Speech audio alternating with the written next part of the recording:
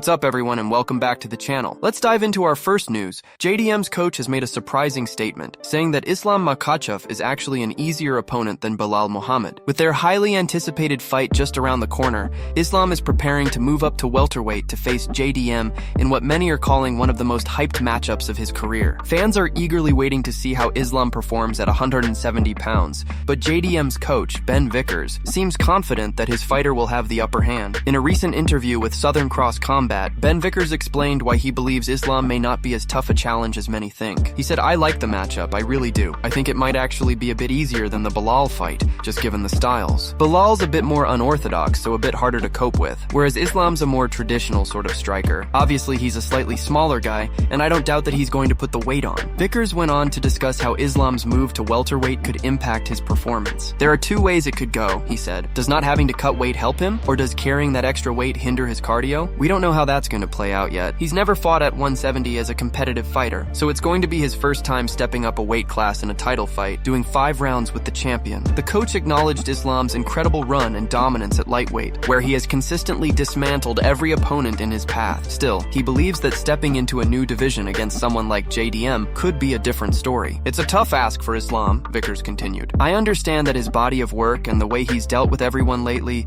makes him the favorite, but I really think Jack's going to have a good time in this fight." Vickers' confidence has sparked quite a debate among fans, especially since many still remember the situation with Duplessis's coach, who made similar bold predictions before Duplessis' big fight, only for things to go in an unexpected direction. Whether this will follow the same pattern or not remains to be seen, but one thing's certain: the build-up to Islam versus JDM is heating up fast. With both fighters determined to prove a point, this matchup is shaping up to be one of the most intriguing and talked about fights in recent UFC history. And before we continue, make sure to leave a like on the video and subscribe to help support the channel. Moving on to another news, Umar Nurmagomedov has finally opened up about the injury he suffered during his fight against Merab earlier this year. The two met at UFC 311 in a 5-round war that ended with Merab winning by unanimous decision. It was a tough loss for Umar, who had gone into the bout undefeated and with huge expectations surrounding him. However, after the fight, Umar revealed that he had broken his hand in the very first round, a detail that his manager later confirmed by posting a picture of his swollen and visibly broken hand online. Now, in a recent interview with Brian Campbell, Umar discussed the injury and explained what really happened during the fight. When asked if he got tired against Merab, who is widely regarded as having some of the best cardio in all of MMA,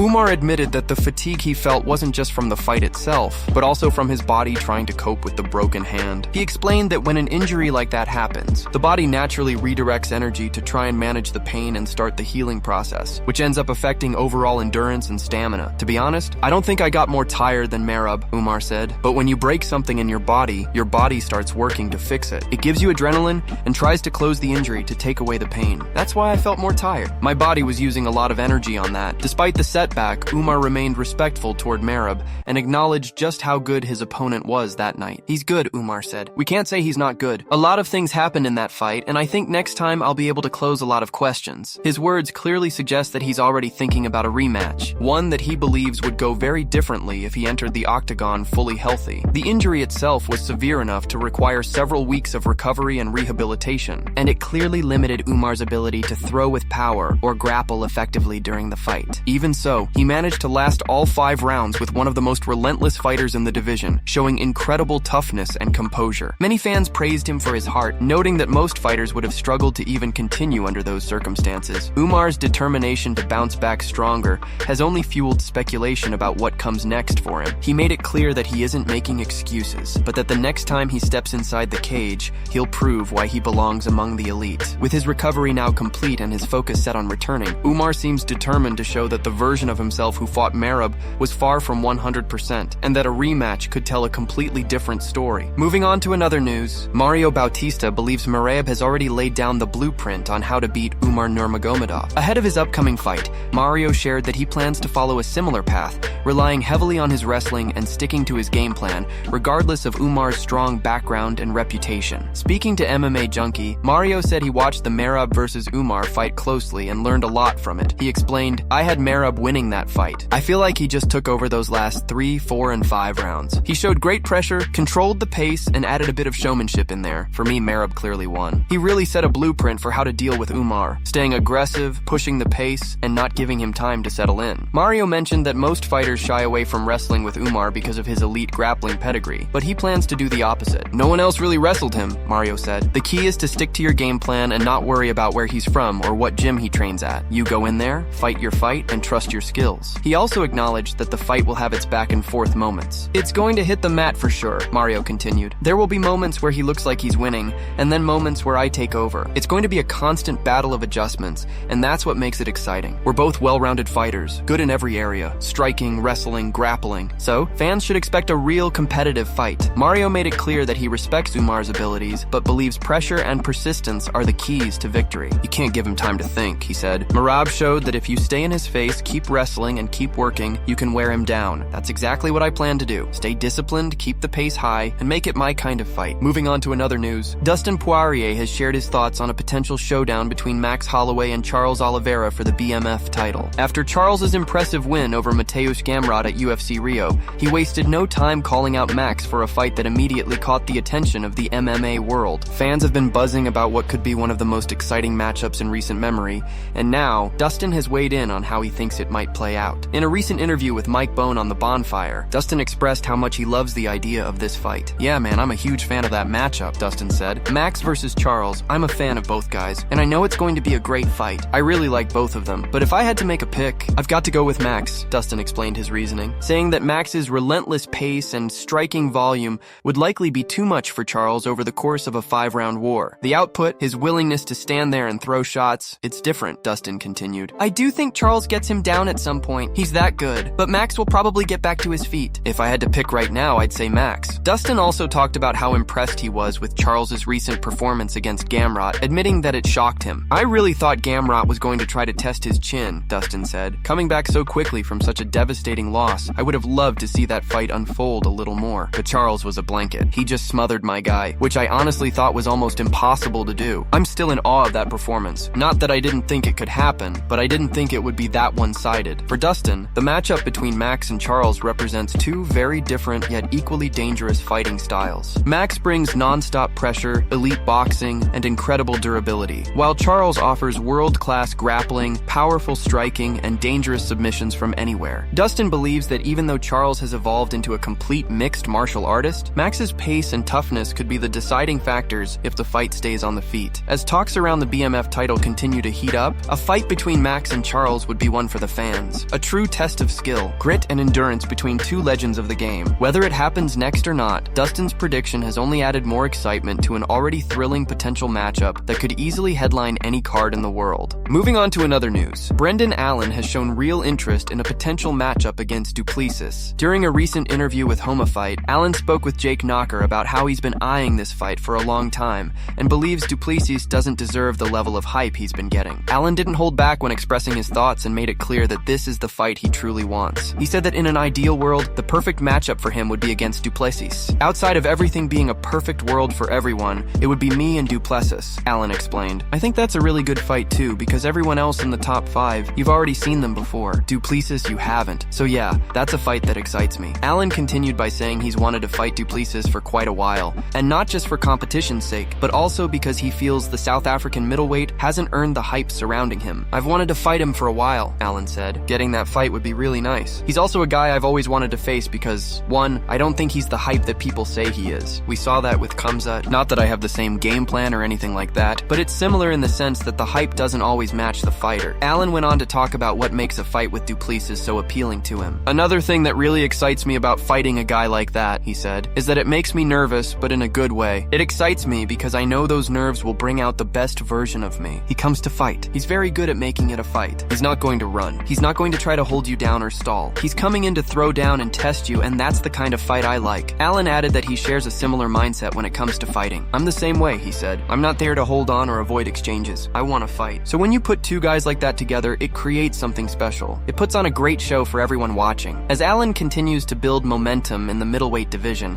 a clash with Duplessis could be a defining moment for his career. Both men are known for bringing aggression and intensity to the octagon, and if this matchup happens, it has the potential to deliver one of the most exciting fights in the division's recent history. Moving on to another news, things took an unexpected turn when John Jones and Ryan Garcia came face to face in what looked like a playful but tense crossover moment. No one really saw this coming, but the two combat sports stars ended up having a brief, heated exchange right in front of of a Lamborghini. The interaction quickly caught the attention of fans online, with many wondering if John was just having fun or trying to make a statement. In the short clip that surfaced, John walked up to Ryan and jokingly said, "You know you only box, right? Get off me, you light boy." The energy between them was half serious, half playful, but you could tell John was asserting his presence. As Ryan tried to go in for a handshake, John pulled back, saying, "No, I don't need that handshake. You know you only box." Ryan laughed it off, replying, "That's fine." But John wasn't done, repeating, "Get off me, you light boy," with a grin that said he was clearly enjoying the moment. The short face-off instantly spread across social media, with fans on both sides reacting to the encounter. Some thought John was just being himself, confident and playful, while others saw it as another sign that he knows how to keep the spotlight on him. It's not every day you see a UFC legend and a boxing star share the same frame, especially in such an unexpected and entertaining way. The moment ended with both men smiling, keeping things lighthearted. Still, it was enough to stir up plenty of conversation among MMA and boxing fans alike. Whether intentional or not,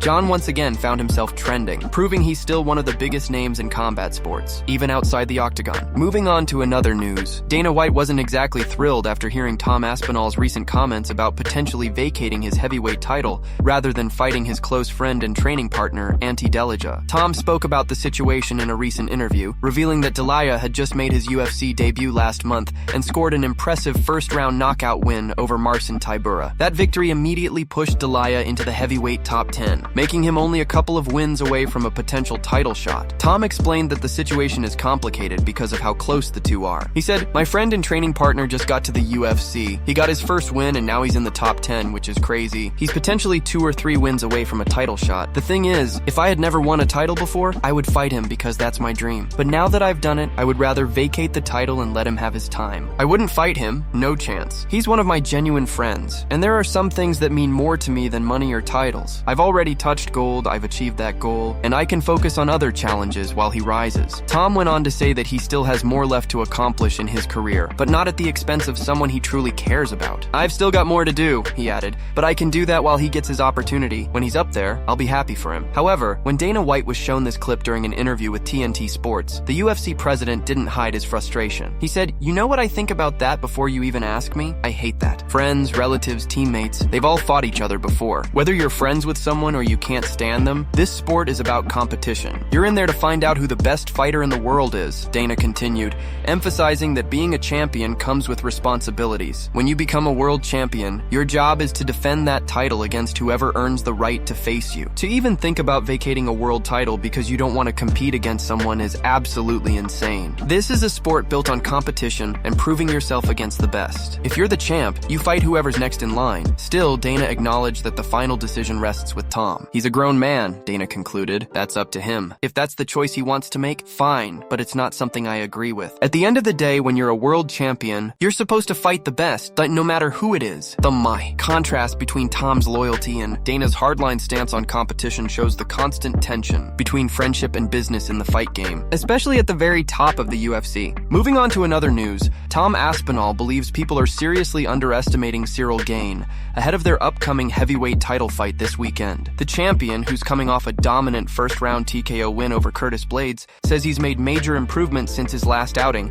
and feels more prepared than ever to defend his belt. Despite entering the fight as a heavy favorite, Tom admits he's aware of how dangerous Gane is and thinks many fans are being unfair in overlooking him. Speaking about his preparation, Tom said that this fight feels different from anything he's done before. "This is going to be my first time really feeling the energy of the crowd again," he said. "I've fought here twice before, but it's been over a year since I've felt that kind of atmosphere. I'm looking forward to getting out there, feeling the energy of the fans and embracing all the emotions that come with it. It's definitely different from training, and I've made some big improvements in my game. I can't wait to test them out in a live fight." Aspinall also mentioned how proud he is of his training camp, saying it's one of the best of his career. "I'm in great shape, both physically and mentally," he said. "Everything's gone fantastic this camp. No injuries, nothing like that. I've put in a lot of effort, even on days when I didn't feel like it. I really went above and beyond this time, and I'm proud of the work I've done." When talking about Gane, Tom was full of respect, but also confident in his own abilities. "I think a lot of people are overlooking him and it's unfair," he said. "A lot of that comes from his last performance, where it was a questionable decision, but that's got nothing to do with him or me. I know he's a very good fighter. He's been around the top of the division for a long time, same as me. I'm sure he's bringing his best this time, and I'm bringing mine. Let's see who comes out on top." Tom went on to praise Gane's defensive skills and athleticism. "His defense is very good. He doesn't get hit very much, so I've got to be patient and ready for that," he explained. "He's big, fast, and athletic, but so am I. I think think it's going to be an interesting fight, something we haven't really seen before in the heavyweight division. Two big guys moving fast, throwing sharp combinations, doing things heavyweights don't usually do. Finally, Tom shared his mindset heading into the fight. "If you ask what I hope the fight looks like, I'd love to walk across the cage and knock him out in 10 seconds, he said with a laugh. Do I think that'll happen? Probably not, but I do think it's going to be exciting. I believe I'm the best heavyweight in the world, and my job is to keep proving it every time I step into that cage." Moving on to another news, both Kamaru Usman and Henry Cejudo have given their predictions for the upcoming heavyweight title fight